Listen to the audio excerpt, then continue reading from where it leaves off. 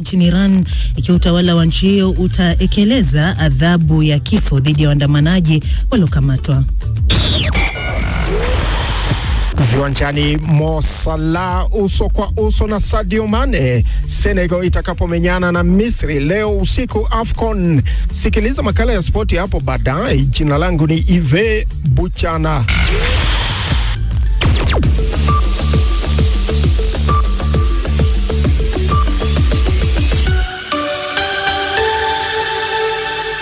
Lakini kwanza ni taarifa za habari, nami Isabella Mwagodi.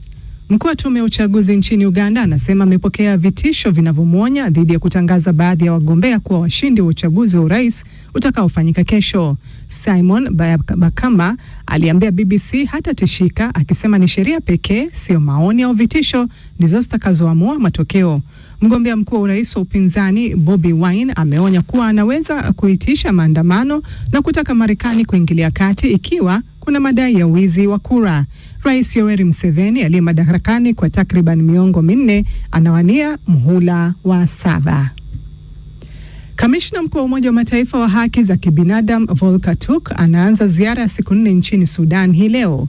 Ameratibiwa kukutana na maafisa wa Sudan katika bandari ya Port Sudan na kufanya mazungumzo na wakilishi wa mashirika ya kiraia. Volker Turk pia atatembelea kambi za watu waliokimbia makazi yao kutokana na mzozo katika mikoa ya Darfur na Kordofan. Ziara yake inafuatia onyo la Umoja wa Mataifa kwamba mapigano yanaendelea katika baadhi ya maeneo ya Sudan yanaendelea kusababisha raia kutorokea maeneo salama, huku viwango vya utapiamlo vikiripotiwa kupita kiasi. Unaendelea kusikiliza taarifa za habari kutoka idhaa ya Kiswahili ya BBC. Katibu mkuu wa Umoja wa Mataifa Antonio Guterres ameonya Israel kwamba inaweza kuishtaki katika mahakama ya kimataifa ya haki ikiwa haitabatilisha sheria yake inayolenga shirika la Umoja wa Mataifa la kuhudumia wakimbizi wa Palestina. Taarifa zaidi na Nasteha Mohamed. Katika barua ambayo imetangazwa kwa umma sasa, katibu mkuu wa Umoja wa Mataifa Guterres pia aliomba Israel kurejesha mali iliyonyakuliwa kutoka kwa shirika la Umoja wa Mataifa la kuhudumia wakimbizi wa Palestina. Katika tukio la hivi punde, Israel imevamia kituo cha afya cha kuhudumia wakimbizi wa Kipalestina huko Jerusalem Mashariki na kuamuru kufungwa kwa siku 30. Israel inasema shirika hilo limeingiliwa na Hamas, lakini Umoja wa Mataifa unasema Israel haijatoa ushahidi kuunga mkono madai hayo. Hata hivyo, shirika hilo linakubali kwamba wafanyikazi 9 wa shirika la Umoja wa Mataifa la kuhudumia wakimbizi wa Palestina wanaweza kuwa walihusika katika mashambulizi ya Oktoba 7. Bunge mjini Kiev limeidhinisha uteuzi wa Mikhailo Fedorov ambaye anatimiza miaka 35 wiki ijayo. Atakuwa waziri mwenye umri mdogo zaidi nchini Ukraine. Fedorov aliyeteuliwa na Rais Zelensky kuwa waziri wa ulinzi ni mfanyabiashara wa teknolojia na alikuwa katika ngazi ya juu serikalini katika kuleta mabadiliko ya kidijitali.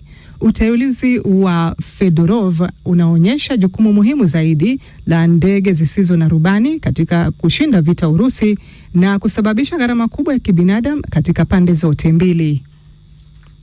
Mamlaka nchini Thailand sasa inasema takriban watu 32 waliuawa wakati kreni ya ujenzi ilipoanguka kwenye treni ya abiria kaskazini mashariki mji mkuu wa Bangkok. Taarifa zaidi na Robert Kipto. Kwa mujibu wa taarifa za awali, kreni hiyo ilikuwa ikitumika kujenga daraja la reli ya mwendo kasi na ikaanguka. Walioshuhudia wanasema treni hiyo ilionekana kukatwa katikati. Serikali mjini Bangkok imeagiza uchunguzi wa kina ufanyike na Waziri Mkuu Anut Chandrivikal amesema waliohusika watachukuliwa hatua za kisheria. Ajali mbaya za ujenzi ni za kawaida nchini Thailand kwa sababu ya utekelezaji duni wa viwango vya kanuni. Na Misri itamenyana na Senegal katika nusu finali ya kwanza mashindano ya soka ya kombe la mataifa ya Afrika kwa wanaume huko Tangier baadaye leo. Mechi hiyo inawakutanisha nyota wawili wakubwa barani Afrika, Mohamed Salah wa Misri na Sadio Mane wa Senegal. Wachezaji hao wenza wa zamani wa Liverpool wanakutana kwa mara ya 6 katika soka ya kimataifa. Katika nusu finali ya pili baada ya usiku, Super Eagles ya Nigeria watamenyana na wenyeji Indomitable Lions wa Morocco. Hii ni BBC. Shukran sana Isabella Mwagodi kwa taarifa ya habari za dunia. Matangazo ya Dira ya Dunia yanasikika kupitia FM, tovuti yetu bbcswahili.com na kwenye ukurasa wetu wa Facebook BBC News Swahili. Aidha, unaweza kuyategea sikio kupitia redio shirika mbalimbali nchini Uganda ni Radio Kitara, Radio Lira, Radio Paidha, Voice of Karamoja, Voice of Muhabura. Tanzania ni Radio Free Africa, Radio 1, CGFM, Classic FM, Abud FM, Radio Kwizera na Loliondo FM. Visiwani Zanzibar ni Zenji FM. Nchini Kenya ni County FM, Nyota FM, Pamoja FM, Master FM na Mwenedu FM. Jamhuri ya Kidemokrasia ya Kongo ni Radio Muungano Beni na Lizadil Radio. Hili uko nami Sarafina Robi nikiwa Nairobi na mwenzangu ni Karo Robi akiwa mjini Kampala, Uganda. Karibu Karo. Asante Sarafina. Hali koje huko? Salama kabisa, tunashukuru. Sijui wewe? Hata sisi tunashukuru kwa kweli. Na msikilizaji, tume ya uchaguzi nchini Uganda imetangaza kuwa matokeo ya uchaguzi mkuu utakaofanyika hapo kesho yatatolewa siku ya Jumamosi wiki hii. Mwenyekiti wa tume ya uchaguzi nchini humo amesema kuwa kulingana na sheria tume hiyo, matokeo ya uchaguzi wa rais ni sharti yatangazwe saa 48 baada ya shughuli ya kupiga kura kukamilika. So from the date we stop polling, you start counting. Kwa hiyo, kuanzia muda upigaji kura unapoisha, ndipo mnaanza kuhesabu muda. Kuanzia wakati upigaji kura unakoma, ndipo saa 48 zinaanza kuhesabiwa. Kabla ya kuvuka saa 48.1, ni lazima matokeo yatangazwe. Kwa hivyo, tunatarajia hili lifanyike Alhamisi, tarehe 15. Ndiyo siku ya upigaji kura. Saa 48 zitakamilika siku ya Jumamosi karibu saa 10 jioni. Hivyo basi, ifikapo saa 10 jioni, tume ya uchaguzi inatakiwa kutangaza matokeo. Rais Yoweri Museveni ambaye anapania kuendeleza uongozi wake wa zaidi ya miaka 40 anapambana na wagombea wengine 7 katika kiti cha urais, akiwemo mgombea mkuu wa upinzani wa chama cha NUP Robert Chagulanyi almaarufu Bobi Wine. Maandalizi ya uchaguzi nchini Uganda yanaendelea huku kesho Januari 15 Waganda ambao walijiandikisha kuwapiga kura wakitarajiwa kuchagua rais na wabunge wao. Uganda inatarajiwa kufanya uchaguzi mkuu hapo kesho na rais wa nchi hiyo Yoweri Museveni anawania muhula wa 7 huku mgombea upinzani Robert Chagulanyi almaarufu Bobi Wine akionekana kuchuana vikali na rais huyo mwenye umri wa miaka 81. Wagombea wengine 6 wa upinzani wanashiriki kuwania nafasi ya urais. Mwandishi wetu Samia Wami alitembelea baadhi ya vituo kushuhudia namna maandalizi yanavyoendelea na kutuandalia taarifa ifuatayo.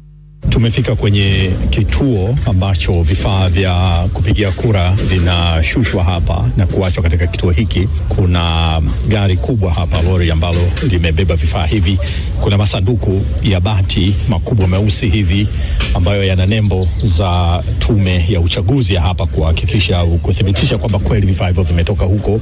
Wawakilishi kutoka vyama mbalimbali wamefika pia hapa kuangalia zoezi linavyokwenda. Wamekuwepo hapa kuanzia mwanzoni kabisa wakati gari linafunguliwa milango, maana yake kuhakikisha ndani kilichopo ni kile ambacho kinatakiwa kuwepo, lakini wamehakikisha pia kwamba masanduku yamefungwa vizuri kwa namna ambayo inatakiwa kuwa.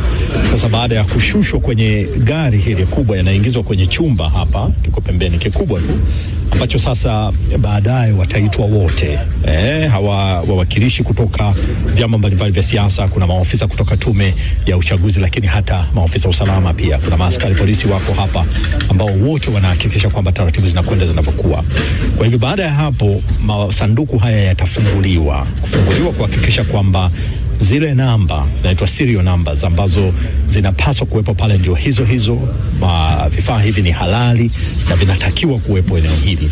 Baada ya kuangalia na kuhakikisha yote, wawakilishi wa vyama, maofisa wote wa tume ya uchaguzi na usalama watatia sahihi sasa, usahihi kusema kweli walichokiona kinafaa, kinahitajika kuwepo katika eneo hili. Baada ya hapo sasa ndio zitakwenda kusambazwa sasa katika vituo vingine vidogo vya kupigia kura sasa kesho mapema kabisa, ambapo zoezi la kupiga kura linatarajiwa kuanza kuanzia saa 1 asubuhi mpaka itakapofika saa 10 jioni, ambapo zoezi litahitimishwa sasa. Nilizungumza na baadhi ya mawakala waliokuwepo eneo hili kutaka kujua shughuli zao hasa zilikuwa ni nini na wameona nini hasa. Ni kukagua masanduku kwa kuyapeleka kwenye vituo vyetu husika vya kupiga kura. Pia tunahitaji kusajili namba zake za utambulisho ili kesho asubuhi na mapema tuweze kuthibitisha kuwa namba hizo zinafanana na zile tulizozirekodi leo. Ikiwa kutakuwa na mabadiliko yoyote, hatutaruhusu uchaguzi kufanyika katika vituo hivyo vya kupigia kura.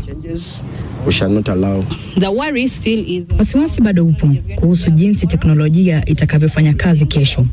Baadaye jioni au wakati wa mchana tutashuhudia jinsi karatasi za kura zitakavyosafirishwa kwenda vituo mbalimbali vya kupigia kura. Ndio maana tuko hapa.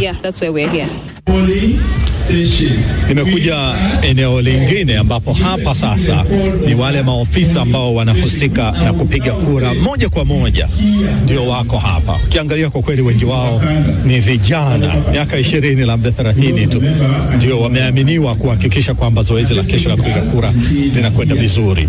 Sasa hawa wamepata mafunzo mengine ya kutosha huko nyuma, lakini leo tumeona kwamba wakusanye tena kuhakikisha kwamba kama kuna chochote mtu hakuelewa huko nyuma, kama ana swali, kuna kitu amekisahau, basi yote hayo yanasahihishwa, wanakumbushwa hapa.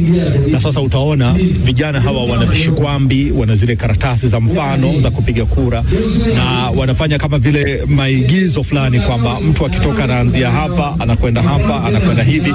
Hivi ndivyo ambavyo unahakiki taarifa zake. Unaona hata wana vile vitambulisho vya taifa, vyenye taarifa. Kwa hiyo mtu akija, unabonyeza hapa, unahakiki vipi taarifa hivi zitakuja baada ya hapa, utakwenda hapa na pale na kadhalika. Kwa hivyo zoezi zima ni kama vile linarudiwa hapa ili kwamba inapofika kesho, siku yenyewe kupiga kura, zoezi hili siwe jipya kabisa kwa hawa maofisa. Maana yake wao ni wa muhimu kuhakikisha kwamba haki hiyo ya kupiga kura inatekelezwa kwa ukamilifu kabisa.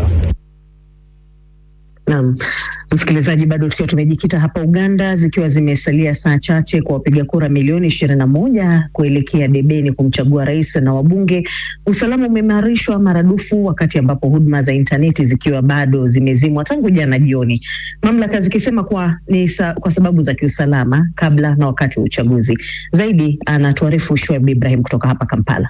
Wapiga kura milioni 21,600,000 waliosajiliwa wanatarajiwa kesho kuelekea katika vituo vya kupigia kura mbalimbali kote nchini kushiriki zoezi la upigaji kura. Tume ya uchaguzi pamoja na wadau katika zoezi hilo leo wamekuwa katika maandalizi ya mwisho kuhakikisha uchaguzi huo unaendeshwa kama ilivyopangwa. Katika mji mkuu wa Kampala, usalama umeimarishwa huku vyombo vya dola vikishuhudiwa vikishika doria katika barabara za mji huo. Akizungumza katika mkutano na waandishi habari leo, Inspekta mkuu wa polisi Abbas Byakagaba amesema polisi wako tayari kuhakikisha zoezi la uchaguzi linaendeshwa kwa amani na usalama. During this exercise, our role is preserve nationwide peace and public order. Wakati wa zoezi hili la uchaguzi, jukumu letu ni kulinda amani na utulivu kote nchini, kuzuia vurugu zinazohusiana na uchaguzi pamoja na vitisho, kulinda miundombinu ya uchaguzi, kuhakikishia usalama wa wadau wote katika zoezi la uchaguzi. Guarantee safe participation for all stakeholders. Hayo yanajiri zaidi ya saa 24 kupita tangu zaidi ya watumiaji milioni 10 wa mtandao wa interneti wakiachwa bila huduma hiyo. Viongozi mbalimbali wa upinzani na mashirika ya kutetea haki za kibinadamu wamekosoa hatua ya kufungwa kwa mtandao wa interneti, wakitaja hatua hiyo kama kile walichosema kuvuruga mawasiliano na uwazi wakati wa zoezi la uchaguzi. Serikali ya Uganda hata hivyo imebaini kuwa lengo la kuzima mtandao wa interneti ni kuzuia kusambaa kwa taarifa potofu, kuzuia kuchochea kwa umma pamoja na kuhakikisha usalama wa taifa wakati wa kipindi cha uchaguzi.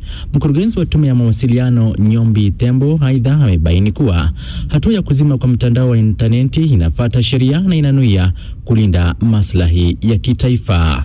Tume ya mawasiliano hata hivyo haijaeleza lini mtandao wa interneti utakapofunguliwa. Uchaguzi mkuu wa Uganda unafanyika huku Daktari Kizza Besigye aliyewahi kugombea kiti cha urais mara 4 akiwa bado gerezani kwa mashtaka ya uhaini, lakini mwanasiasa huyo bado hajakiri au kukanusha mashtaka hayo. Shoaib Ibrahim, Dira ya Dunia, BBC, Kampala. Na msikilizaji, kama ulivyosikia hapo kwenye ripoti ya Shoaib Ibrahim